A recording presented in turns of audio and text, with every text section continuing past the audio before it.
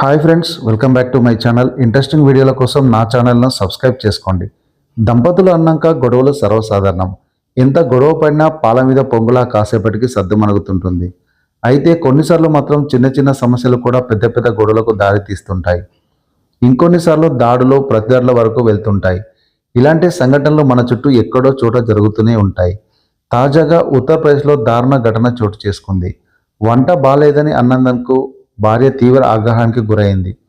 అంతటితో ఆగకుండా కత్తి తీసుకుని భర్త నాలుకను కోసేసింది. ఇంతకీ అసలు ఏం జరిగింది? ఉత్తరప్రదేశ్లోని ఫజియాబాద్ జిల్లా మోడీనగర్ పరిధిలో జరిగిన ఈ సంఘటన అందరినీ షాక్కు గురి చేసింది.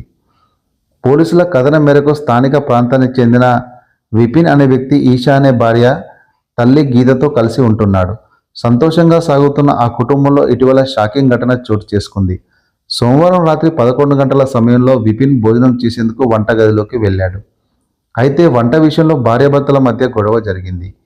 ఈ గొడవ కాసేపటికి మరింత పెద్దదై వేకువజాము 1 గంట వరకు వాగ్వాదం జరుగుతూనే ఉంది. ఈ క్రమంలో సహనం కోల్పోయిన భార్య అక్కడే ఉన్న కత్తి తీసుకొని భర్తపై దాడికి దిగి విపిన్ నాలుకను కోసి మంచంపై విసిరేసింది.